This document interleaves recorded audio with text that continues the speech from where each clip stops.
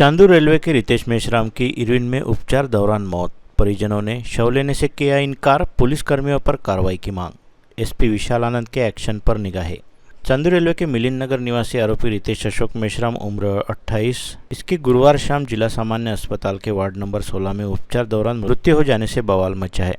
मेश्राम के परिजनों ने पुलिस की पिटाई से रितेश की मौत हो जाने का आरोप कर आज दोपहर जिला सामान्य अस्पताल में शव लेने से इनकार कर दिया। पहले दोषी पुलिस वालों पर कार्रवाई की मांग मेश्राम की मां वंदना, बहन रूपाली एवं भाई शुभम ने की। इसके साथ अन्य रिश्तेदार भी गुस्साए थे। उन्होंने रितेश का शव पीएम के लिए यवतमाल ले जाने से विरोध कर रखा था। इस बारे में पुलिस अधीक्षक विशाल आनंद क्या कार्रवाई करते हैं, इस पर सबकी निगाहें टिकी है।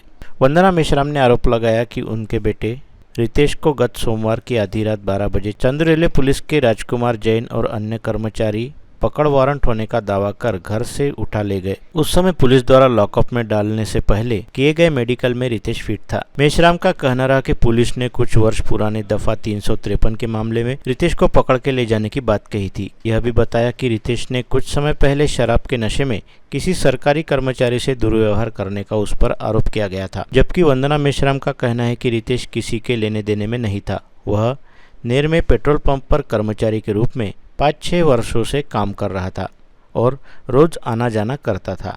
जिला सामान्य अस्पताल की पुलिस चौकी के रजिस्टर के अनुसार चांदूर रेलवे पुलिस रितेश मेश्राम को मंगलवार शाम 7:20 पर इरविन अस्पताल लाई। उसे कैदियों वाले वार्ड नंबर 16 में भर्ती किया गया। इस बारे में फ्रेजरपुरा पुलिस को नियमानुसार सूचित किया गया था। रितेश की तबीयत बिगड़ जाने के बारे में परिवार वालों को सूचना नहीं देने का आरोप भी वंदना मेश्राम ने किया। रितेश की मौत कैसे हुई यह फिलहाल जिला अस्पताल के डॉक्टर भी नहीं बता पा रहे। उन्होंने कहा कि पोस्टमार्टम की रिपोर्ट में सब सामने आ जाएगा। पुलिस हिरासत में आरोपी की मौत होने पर उसका पीएम यवतमाल के मेडिकल कॉलेज में होता है, इसलिए दोपहर तक रितेश मेश्राम की लाश को पुलिस यवतमाल ले जाने का प्रबंध कर रहे थे। एसपी ग्रामीण विशाल आनंद से बात करने की कोशिश की गई, उन्होंने कॉल रिसीव नहीं किया। इधर मृतक रितेश के परिजन अस्पताल परिसर में बिलख रहे थे। पुलिस पर बेटे की हत्या का इल्जाम लगा रहे थे। अब इस मामले में आगे क्या कार्रवाई होगी ये देखने की बात होगी। हरणे हे माझं नाव आहे। नितेश मेश्राम हा माझा मित्र आहे। आम्ही सोबतच एकाच पंपावर पेट्रोल पंपावर काम करतो, सोबतच ड्युटी करतो, रिलीवर सुट्टीवर असतो, सोबतच ड्युटीहून ऑफ राहतो, कधी ऑन असतो। सोमवारी जेव्हा हा घरी आला त्याला 12 वाजता घरून पोलीस स्टेशनमध्ये नेण्यात आलं, तेव्हा हा चांगला होता।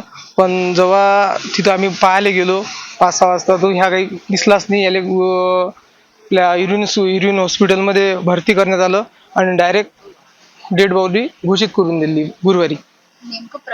नेमकं काय झालं, कोण मारलं, म्हणजे मागील 5-6 वर्षा अगोदर त्याचं जयंतीनिमित्त थोडासा वाद झाला होता।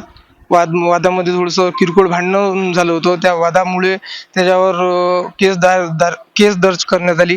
पण त्या नेमकी कोणती केस होती ते माहीत नव्हतं, पण त्याला अटक करण्यात आली। पण तो जामीनवर बाहेर होता। जामीन नसताना काल त्याला सोमवारी अटक करण्यात आली। अटक केल्यानंतर तो पूर्णपणे चांगला होता। तारखेवर 2-3 तारखेवर गेला नव्हता म्हणून त्याला अटक करण्यात आली। अटक केल्यानंतर जेव्हा त्याला अटक केली तेव्हा तो पूर्णपणे चांगला होता। कसल्याही प्रकारचा कसलाही कुठंच काही नव्हता। सोबतच राहत होतो आम्ही, कसलाच मार नव्हता त्याला। डेड बॉडी बघितली आहे, त्याच्यावर पुऱ्या जखमा आहे। तो खांद्याला मारहाण आहे, गळ्याला मारहाण आहे, पायात काचा आहे, पाय बांधल्यासारखा पाय आहे, काचा आहे पायाला, हाताला सुद्धा मारहाण आहे। आणि गुरुवारी डायरेक्ट 5:30 वाजता डेथ घोषित करण्यात आलं। आमची मागणी अशीच आहे, नेमकं घडलं काय आणि कोण त्याच्यावर असा जीव घेण्याचा हल्ला केला त्याची पूर्ण तरतूद पाहिजे। आमची मागणी अजून न्याय पाहिजे फक्त। त्याच्यावर अरेस्ट वॉरंट निघाला होता त्याचा, तर त्याला अरेस्ट वॉरंटमध्ये आतमध्ये गेलो होतो चांदूर रेल्वे पोलीस स्टेशनमध्ये सोमवारी रात्री 12 वाजता। त्याच्यानंतर हा 12 वाजता अरेस्ट केलं, रात्रभर पोलीस स्टेशनमध्ये ठेवलं। त्याच्यानंतर चांदूर रेल्वे त्याच्यानंतर रात्रभर तिथे ठेवला। संध्याकाळी 5 ते 6च्या दरम्यान इथे आणलं होतं इरविन मध्ये। तब्येत बघली बा म्हणून त्याला इथं आणलं होतं। त्याच्यानंतर कालच्या तारखेमध्ये आई वकिलाला घेऊन गेली, बेल केली। बेल झाल्यानंतर त्याला घ्यायसाठी इथं रिटर्न जेव्हा आली आली होती 3-4 वाजताच्या दरम्यान वापस आली रिटर्न घ्यायसाठी। तेव्हा हे जेव्हापासून म्हणत होती का लेकराला बाहेर काढा, तेव्हापासून काढलं नाही। जेव्हा मी आलो 6 वाजता त्याच्यानंतर काढलं पण जिवंत नाही, डायरेक्ट डेड बॉडी, काहीच नाही। जेव्हा माझ्या घरून नेलं तंदुरुस्त होता, सगळं काही बरोबर होतं. सगळं काही आल्यानंतर या पोलीस कस्टडीच्या अंदर झालंय. त्याला आता जेव्हा बाहेर काढलं त्याच्या अंगावर खूप सारे घाव होते, त्याचा खांदा तुटलेला आहे, त्याचा डोळा फुटलेला आहे. घरून जेव्हा आला तेव्हा तो पायाने चालत आलाय. चांदूर रेल्वेच्या दवाखान्यामध्ये सिव्हिलमध्ये जेव्हा त्याचं मेडिकल केलं तेव्हा नॉर्मल आले. सर्टिफिकेट पूर्ण स्ट्रॉंग दाखवलं तेव्हा त्याला आतमध्ये टाकलं. हा. त्याच्यानंतर 2 दिवसात तब्येत बाईकणार नाही. त्याला बिमारी नाही, त्याला दुःख नाही, त्याला काहीच नाही. लाल भोर झालेला आहे. इथं आल्यानंतर काय झाले आम्हाला त्याचाच तपास पाहिजे. नाही झालं. PM साठी तुमची परवानगी वगैरे आणि आम्हाला हे म्हणायचंय की ज्या पोलीसवाल्यांनी त्याला चलत बोलत आमच्या घरून नेले ते पोलीसवाले आम्हाला इथे हजर पाहिजे. काहीच नाही. सकाळपासून 2दा 4दा फोन झाले, एक सुद्धा अजून इथे यायला तयार नाही. एक सुद्धा. त्याची तारीख होती 13 तारीख. त्यांनी 13 तारखेला जर हा हजर नसता राहिला त्यांनी 14 तारखेला न्यायचं असतं, पण त्यांनी 10 तारखेचं नेण्याचं कारण काय हे पण आम्हाला समजलं नाही अजून 2 दिवसाआधी. ब्युरो रिपोर्ट, मंडल न्यूज, अमरावती.